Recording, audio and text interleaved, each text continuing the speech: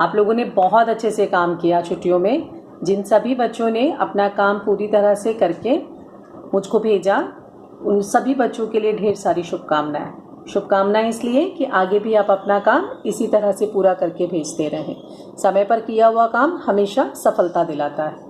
जिन बच्चों ने अपना काम पूरा नहीं किया है वो जल्दी से जल्दी अपना काम पूरा करके भेजने की कोशिश करें, ताकि उनका कोई भी पेंडिंग वर्क उनके साथ आगे ना रहे। तो कामना करती हूँ कि जो उन बच्चों का काम पूरा नहीं हुआ है वो जल्दी से जल्दी पूरा करके अपना काम मुझे भेजेंगे। तो आइए शुरू करते हैं अपना नया लेसन नंबर 4 पढ़ेंगे हम। 1 2 3 हमने पढ़ लिया था।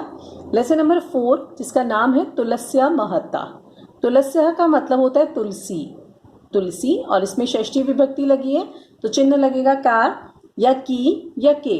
तो तुलसी की महत्ता होता है इम्पॉर्टेंस, तो तुलसी की इम्पॉर्टेंस। आजकल आप देख ही रहे हैं कि तुलसी के पौधे की कितनी ज़्यादा इम्पॉर्टेंस है।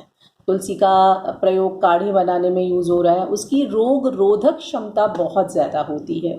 तो आइए आज उसके गुण और ज़्यादा पढ़ें हम कि वो हमारे लिए किस तरह से गुणकारी हो सकती है। भारतवर्षे सर्वासु वनस्पतिषु तुलसी पादपः सर्वाधिकम् आदरं प्राप्यते। अस्मिन् पादपे असंख्यकाः गुणाः सन्ति। अस्य काष्ठं पत्राणि च स्वास्थ्यकारिणी रोगरोधकानि आयुष्यवर्धकानि च विद्यन्ते। देखें, भारतवर्ष में सर्वासु वनस्पतिषु सभी वनस्पतियों में तुलसी पादपः तुलसी का पौधा सर्वाधिकम सबसे ज्यादा आदरम प्राप्यते आदर को प्राप्त होता है, सबसे ज्यादा सम्मान किया जाता है भारतवर्ष में तुलसी के पौधे का। अस्मिन् पादपे असंख्यकाः गुणाः सन्ति। इस पौधे में असंख्यक अनलिमिटेड अनकाउंटेबल गुणाः सन्ति गुण होते हैं। अस्य काष्ठम पत्राणि च इसकी लकड़ी, काष्ठम मतलब लकड़ी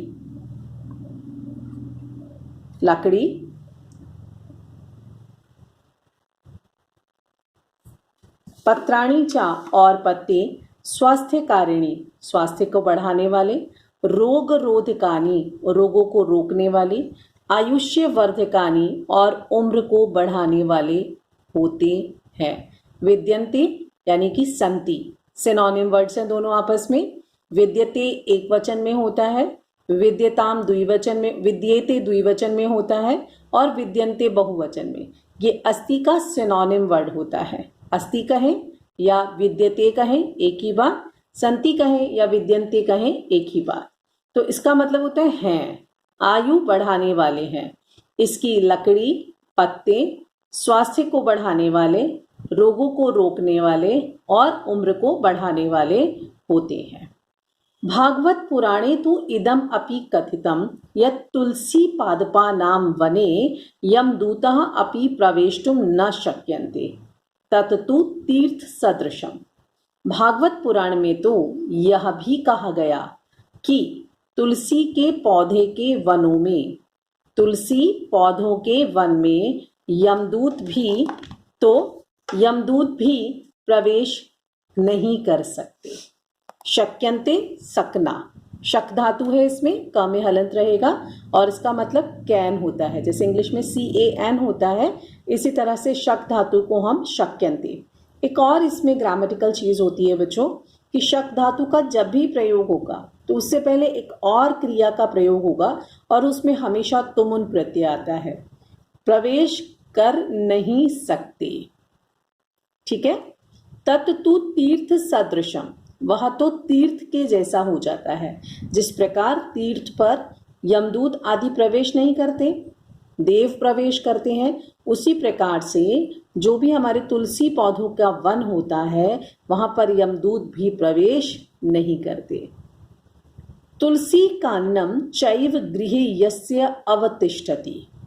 तुलसी काननम यानी कि पौधा, चैव ही गृहे घर में, यस्य जिसके, अवतिष्ठति रहता है। संधि का शब्द है, इसमें भी संधि है।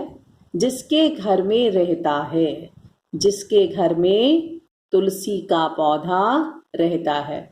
बच्चों वैसे तो कानन का मतलब वन होता है, जंगल होता है, लेकिन यहाँ पर हम घर की बात कर रहे हैं तो घर में जंगल तो नहीं हो सकता, वन तो नहीं हो सकता, इसलिए यहाँ पर हम कानन का मतलब पौधा ले लेते हैं।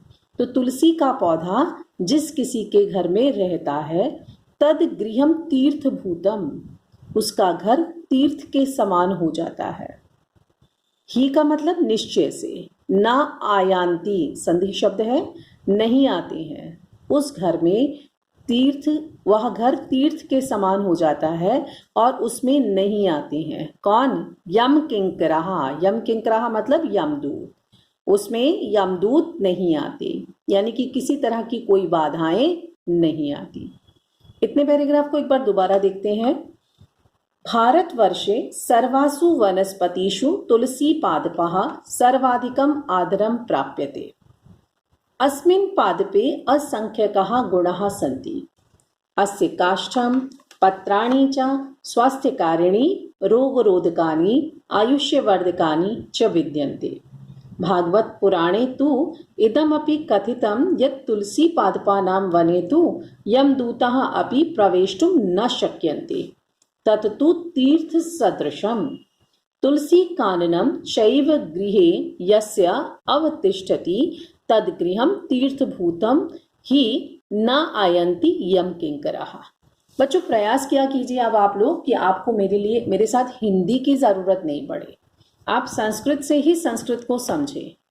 संस्कृत का ट्रांसलेशन हिंदी में करके उसको समझने की कोशिश को अब छोड़िए, अब डायरेक्ट संस्कृत से संस्कृत में पढ़ने की कोशिश किया कीजिए। कुछ कुछ जो मुश्किल शब्द हैं उनके अर्थ में ज़रूर बताऊंगी, लेकिन कोशिश करना कि आपको संस्कृत से ही समझ में आए। आगे चलते हैं लेसन में। तुलसी तु भगवतः विष्णु प्रिया सहचरी।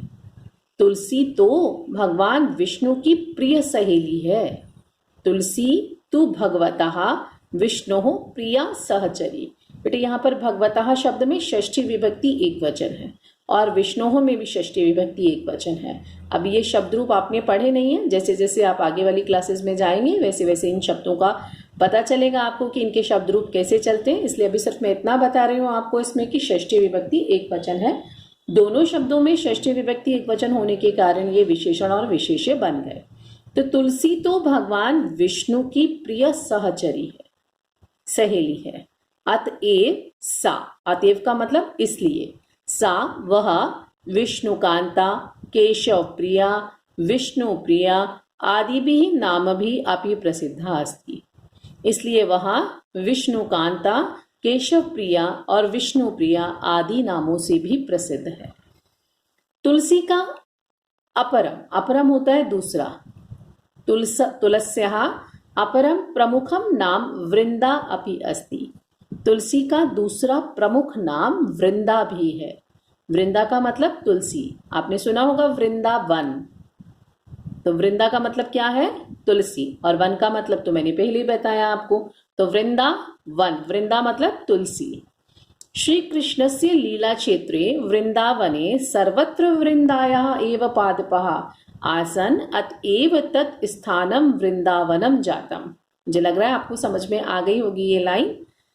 श्री कृष्ण से लीला क्षेत्रे, श्री कृष्ण की लीला के क्षेत्र में, जगह पर, वृंदावने वृंदावन में, वृंदावन को श्री कृष्ण भगवान का लीला क्षेत्र कहा जाता है, जहां आप उन्होंने अपने लीलाओं को रचा, इसलिए वृंदावन। वृंदावन क्या? श्री कृष्ण का लीला क्षेत्र। तो श्री कृष्ण के लीला क्षेत्र वृंदावन में सर्वत्र हर जगह वृंदायः एव पादपः आसन, तुलसी के ही पौधे हैं। अतएव तत् स्थानम वृंदावनम जातम, इसीलिए उस स्थान को वृंदावन कहा जाता है, इसीलिए वह स्थान वृंदावन हुआ या बना, ऐसे भी इसको पढ़ सकते हैं। दोबारा देखते हैं एक बार ये लाइन। श्री कृष्ण के लीला क्षेत्र में वृंदावन में सर्वत्र यानी कि हर जगह तुलसी के ही पौधे थे, इसीलिए वह स्थान वृंदावन बना। वैष्णव भक्तः, विष्णु के भक्त, वैष्णव भक्तः विष्णु के भक्त अद्यापि आज भी श्रद्धा पूर्वकम तुलसी काष्ठम माला रूपे कंठे धारयन्ति। वैष्णव भक्त आज भी श्रद्धा से तुलसी की लकड़ी की माला, तुलसी की लकड़ी को माला के रूप में कंठे धारयंती, कंठ में पहनते हैं, गले में पहनते हैं।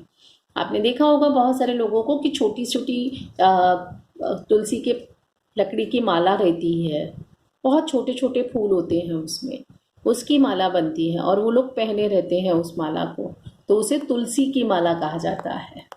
बहुत सारे लोग हैं जो आज भी इस चीज़ को पहनते हैं। लेसन यहीं तक पढ़ेंगे बच्चे आज हम लोग, लेकिन एक बार पूरा रिवाइज करते हैं।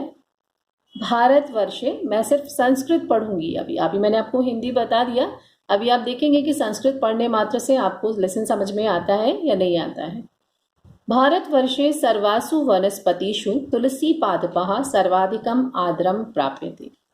अस्मिन् पादपे असंख्यकाः गुणाः सन्ति।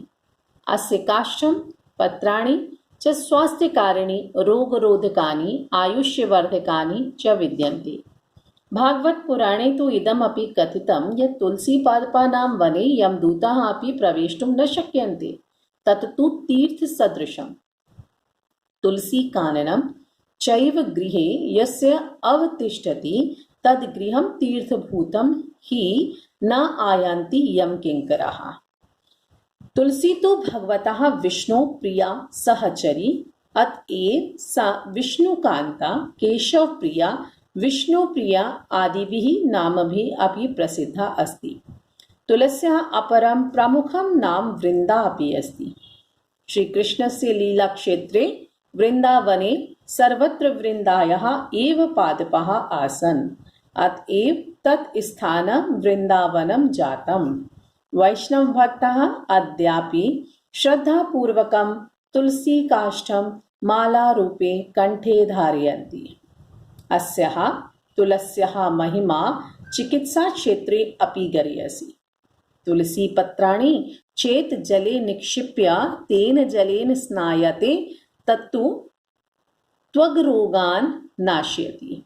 प्रभातवेलायां प्रथमं तुलसीपत्राणां सेवनं हृदयरोगे लाभकारी भवति।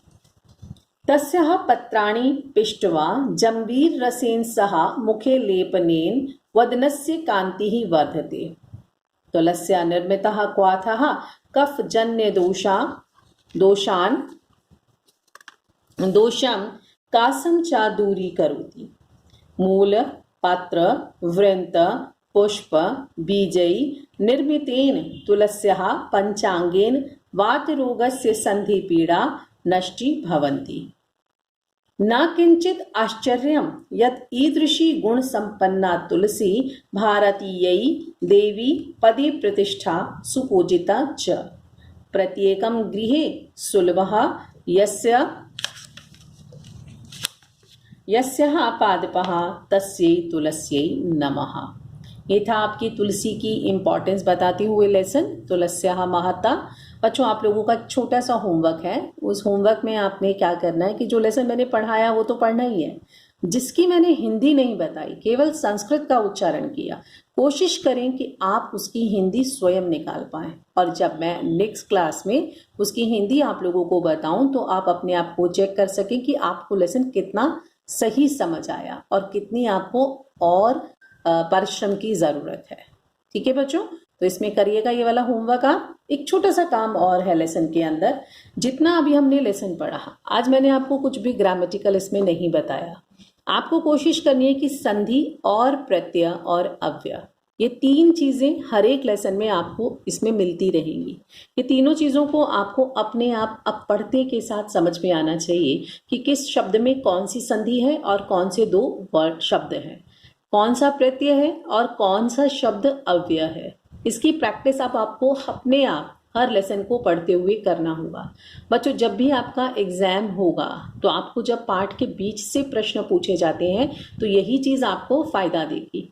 तो आपको ध्यान से इन चीज़ों को अपने आप नोटिस करना है और अपनी बुक में मार्क लगाना है कि जब भी हम लेसन पढ़ें तो ये तीन चीज़ों का ध्यान रखें कि कौन सा प्रत्यय, कौन सी संधि और कौन सा अव्यय। ठीक है बच्चों, ओके, धन्यवाद।